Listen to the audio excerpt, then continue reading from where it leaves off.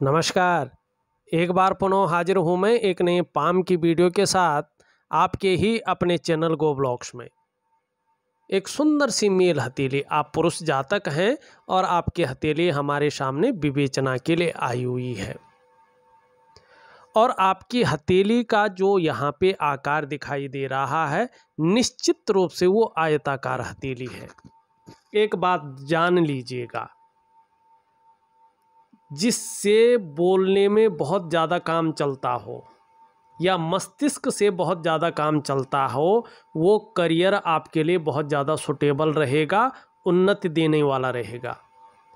और जिसमें शारीरिक मेहनत की बहुत ज़्यादा ज़रूरत पड़ती हो, ऐसा करियर आपके लिए बहुत ज़्यादा तरक्की देने वाला नहीं रहेगा, बहुत ज़्यादा उन्नति देने वाला नहीं रहेगा।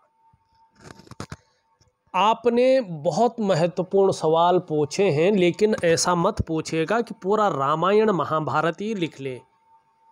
उसमें अगर व्यक्ति आप ही के सवालों में उलझा रहे कि या आपकी हथेली का विश्लेषण करके आपको दे, पता नहीं लगता है। जो ज़रूरी सवाल होते हैं वो अगर आप लोग लिख के दें तो उसमें ज़्यादा सरलता और सहजता रहती है। अगर आप पूरा रामायण महाभारत लिखें तो कम से कम 1-1.5 घंटा उसको लिखने में ही जो है, उतारने में लग जाता है, और उसके बाद जो है आपका विश्लेषण में जो है उस हिसाब का जो है चीज़ें कन्फ्यूजन में आ जाती हैं।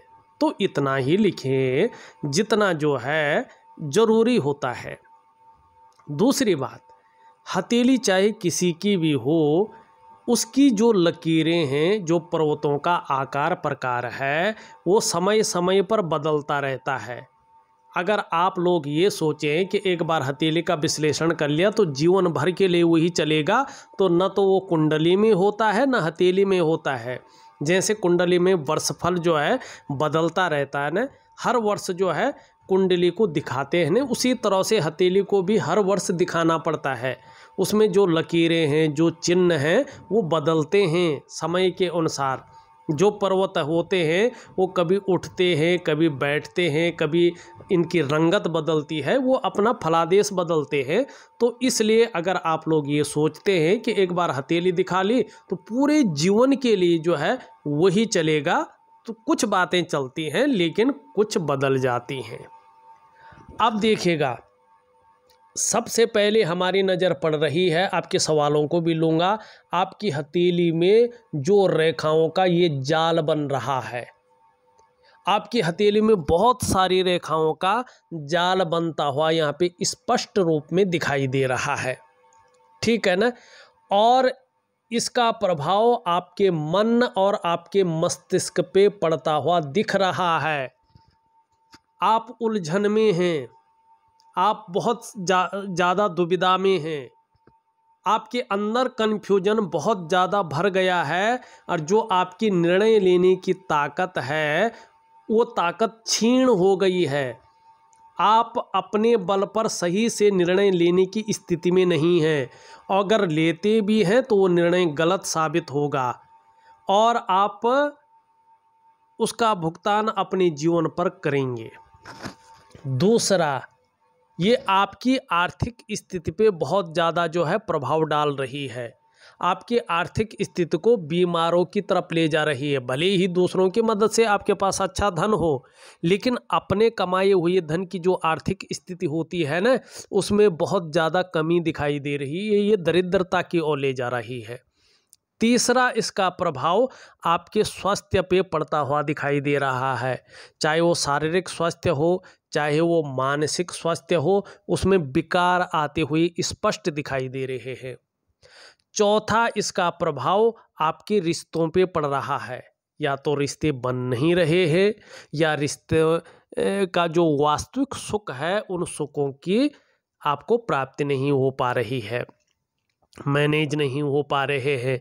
और पांचवा और सबसे बड़ा प्रभाव इसका आपकी जो डेवलपमेंट है, आपकी जो प्रोग्रेस है, उस पर पड़ता हुआ दिखाई दे रहा है। जिस प्रकार की डेवलपमेंट होनी चाहिए थी, जिस प्रकार का प्रोग्रेस होना चाहिए था, उस प्रकार का अभी दिखाई नहीं दे रहा है। ठीक है ना। तो 5 चीज़ों पे, मानी जीवन के तमाम आयामों पे इन बहुत ज़्यादा लकीरों का प्रभाव जीवन पर पड़ रहा है। अब इसके लिए क्या करना है, देखिएगा विधिवत तरीके से आपको जो है इसका निदान करना पड़ेगा। मैं आपको एक दिव्य योग ध्यान क्रिया दे रहा हूँ, उसको प्रॉपर तरीके से 2 समय करें। एक सुबह जब स्नान वगैरह कर लेंगे, साथ में मैं वनस्पति स्नान दे रहा हूँ, तो पहले वनस्पति स्नान की विधि करनी है आपने, तो वनस्पति स्नान करना है। उसके बाद आपको दिव्य योग ध्यान क्रिया करनी है। सुबह अपने पूजा स्थान में बैठेंगे आप, और पूजा स्थान में आप पूजा करने से पहले 5 मिनट, 10 मिनट, 15 मिनट, 20 मिनट जितना कर सकते हैं दिव्य योग ध्यान क्रिया करेंगे। उसके बाद अपनी पूजा करेंगे। शाम के समय, रात्रि के समय, खाना खाने से पहले आपको दिव्य योग ध्यान क्रिया करनी है। तो इस प्रकार का आप जो है ध्यान रखेंगे, धीरे धीरे ये नेगेटिव ऊर्जा आपके शरीर से बाहर आ जाएगी और आपको जो है इन चीज़ों से निकाल लेगी। दूसरा देखिएगा, हथेली में यहाँ पे आप इन दोनों उंगलियों के बीच में देखिएगा बहुत बड़ा गैप है। ये बता रहा है कि जीवन काल के 35वें वर्ष तक धन के मामले में 3 चीज़ों में से 1 या 2 चीज़ें रहेंगी। या तो धन के मामले में संघर्ष रहेगा 35 ईयर तक, ठीक है, या तो खर्चीला स्वभाव बहुत ज़्यादा होगा, ठीक है ना, खर्चीला स्वभाव रहेगा, या तो धन के महत्व को समझ ही नहीं पाएंगे आप। इस प्रकार की इन चीज़ों को ये स्पष्ट दिखाता हुआ नज़र आ रहा है। दूसरा, यहाँ पे और इनके बीच में भी देखेंगे आप तो गैप दिखाई दे रहा है। बीच का हिस्सा ठीक है ना, तो इसी हिस्से में आपने धन कमा के संरक्षण करके रखना है, नहीं तो ये बुढ़ापे में दिखाई दे रहा है धन के मामले में बहुत ज़्यादा संघर्ष रहेगा और बुढ़ापा आपका खतरनाक स्थिति में गुजरेगा। तो इस बात का आप जो है विशेष ध्यान रखेंगे, तो अपने जीवन को संभाल के चले तो आपके लिए बहुत अच्छा होगा। आपका जीवन में जो निर्णय लेने की ताकत है, आपकी जो वास्तव में जीवन में आगे बढ़ने का जो जिस प्रकार से हिसाब किताब होता है, वो बिल्कुल इसको मानी जिसको कहते हैं ना बिखराव की स्थिति को पैदा हो रखा है। अब देखिएगा, आपका पहला सवाल है, आप पूछते हैं अभी पोस्ट ग्रेजुएशन MBA करना है, तो वो कहाँ करना है, मेरे लिए कहाँ करना अच्छा रहेगा, भारत या UK, और कुछ अभी या नेक्स्ट ईयर, ठीक है ना। ये आपका पूछने का हिसाब बन रहा है। आप देखेंगे कि यहाँ से एक रेखा निकल रही है और ये गुरु पर्वत पर जाती हुई दिखाई दे रही है। शिक्षा का क्षेत्र गुरु पर्वत है। जब जीवन की रेखा से कोई रेखा गुरु पर्वत पे जाती है तो व्यक्ति शिक्षा के लिए बाहर जाता है, तो UK आपके लिए सबसे अच्छा रहेगा, ठीक है ना। अब देखिएगा, इस साल आपका जो बृहस्पति है वो यहाँ पे साधारण अवस्था में बैठ गया है, तो शिक्षा के क्षेत्र में जो आप करना चाहते हैं उसके लिए आप बाहर जाने की भी सोचेंगे, कोई ना कोई अड़ंगा पड़ेगा, और इस साल बाहर जाना आपके लिए जो है बहुत ज़्यादा अच्छा नहीं है, ठीक है ना। तो अगले साल अगर आप पढ़ने के लिए या MBA करने के लिए बाहर जाते हैं तो आपके लिए ज़्यादा अच्छा रहेगा। अब हो सकता है अगले साल इंडिया में भी आपको अच्छी अपॉर्चुनिटी मिले तो आप इंडिया में रह सकते हैं, लेकिन MBA के लिए आपको UK में जाना बहुत शानदार रहेगा, बहुत अच्छा रहेगा। ये आपकी हथेली स्पष्ट रूप से बताती हुई नज़र आ रही है। अब यहाँ पे देखेंगे आप तो इस प्रकार की जो है यहाँ पे चीज़ें बनती हुई दिखाई दे रही है। साफ तौर पे कहें तो अच्छे एक स्वतंत्र चतुष्कोण बन रहा है, तो निश्चित तौर पे अपने क्षेत्र में इस प्रकार की नॉलेज रहेगी कि उसकी टीचिंग तक दे सके और एक उच्च पद को आप प्राप्त करेंगे। दूसरा, आप पूछ रहे हैं अभी जो कर रहा हूँ बिजनेस उसमें कंटिन्यू करके इंडिया में पार्ट टाइम MBA करूँ या विदेश जाऊं, क्योंकि यहाँ बिजनेस में मार्केटिंग में कुछ कुछ अपॉर्चुनिटीज हैं। नया कुछ कर रहा हूँ, पापा की कंपनी में हूँ, तो दुविधा में हूँ, क्योंकि यहाँ 4 साल से सेटल भी हूँ और फिर बाहर जाऊँगा तो इधर से डिसकनेक्टेड हो जाऊँगा, इसलिए गाइड करें। मैंने पहले ही बता दिया है, आपकी हथेली खुद ही कन्फ्यूजन और उलझन की है। जब तक आप जो है इस चीज़ से बाहर नहीं आ जाएंगे, तब तक आप कितना भी प्रयास करो, आप सही से डिसीजन नहीं ले पाएंगे, सही निर्णय आपका नहीं होगा, और ले भी लेंगे तो ये आपको नुकसान देगा और जीवन भर के लिए कहीं ना कहीं उसका भुगतान करना पड़ेगा। तो मैं ये तो नहीं कहूँगा आप बाहर जाओ, यहाँ जाओ, ये करो वो करो। सिर्फ अपनी कन्फ्यूजन को और अपनी उलझन को बाहर कर ले और अपनी निर्णय लेने की जो ताकत है उसको मजबूत करें, अपने आप सारी चीज़ें ठीक हो जाएंगी। और इसके लिए आपको एक दिव्य योग ध्यान क्रिया और एक आपको वनस्पति स्नान जरूरी करना है। इससे चीज़ें ठीक होंगी और आपकी निर्णय लेने की ताकत बढ़ेगी, आप कन्फ्यूजन से बाहर आएंगे और सही डिसीजन अपने जीवन के लिए ले पाएंगे।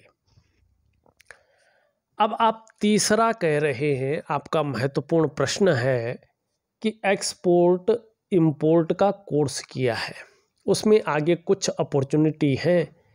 अभी जिस व्यापार में पापा के साथ हों वो पार्टनरशिप में है, तो क्या वही आगे कंटिन्यू रहेगा? आप पार्टनरशिप के बाद में अपने लिए भी कह रहे हैं कि उनकी जो बच्ची है पापा की पार्टनर की और मैं, हमारा दोनों का पार्टनरशिप हो सकता है और वो ठीक रहेगा, ये आप कहना चाहते हैं। और यहाँ आप 4 साल से सेटल हैं उसी कंपनी में, ठीक है ना। यहाँ पे देखिएगा, आपकी हथेली में पार्टनरशिप नहीं दिखाई दे रही है। अगर आप पार्टनरशिप में काम करते हैं तो आप बहुत ज़्यादा तरक्की नहीं कर पाएंगे, बल्कि मैं कह रहा हूँ आपकी हथेली में व्यापार वैसे उस प्रकार का नहीं है जिस प्रकार का आप चाहते हैं, ठीक है ना। और दूसरी बात है, आप स्वयं की मेहनत और स्वयं के परिश्रम से ही ज़्यादा सफल होंगे। अगर आप किसी की मेहरबानी पे, किसी के सहायता पे डिपेंड रहेंगे तो उस प्रकार की आप तरक्की नहीं कर पाएंगे जिस प्रकार से आपने करना है, ठीक है ना।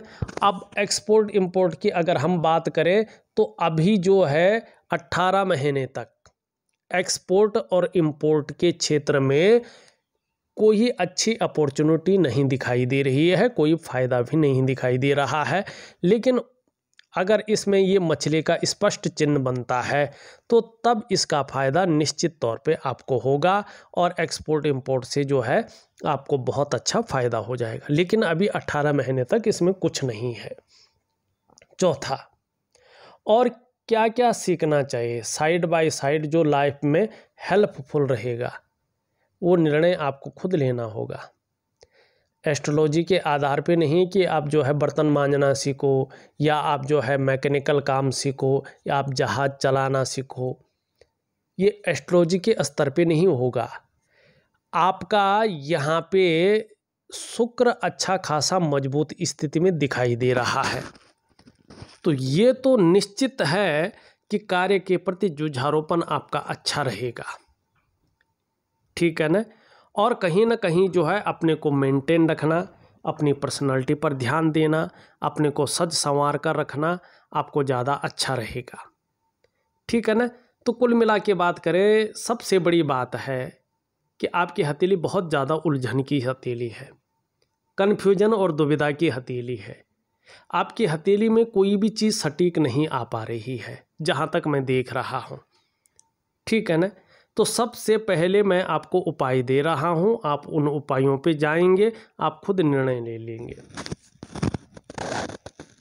5वां, हेल्थ के लिए कुछ एडवाइस कृपया दीजिएगा, ये ज़रूरी है आपके लिए। एक तो वनस्पति स्नान और एक मेडिटेशन, जिसको दिव्य योग ध्यान क्रिया मैं कह रहा हूँ, दूसरे प्रकार का है मैं दे दूँगा।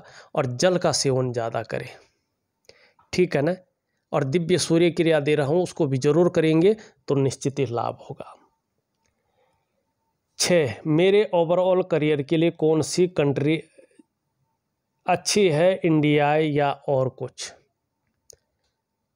सबसे बड़ी बात मैं कहूँ तो जिस प्रकार से आपकी जीवन की लकीर है, ठीक, और जिस प्रकार से जो है आपकी ये रेखाएं यहाँ पे स्पष्ट दिखाई दे रही हैं और जिस प्रकार से ये लकीरें हैं, ये स्पष्ट कह रहे हैं कि आपको जो है इंडिया से बाहर की कंट्रियाँ ज़्यादा अच्छी हैं।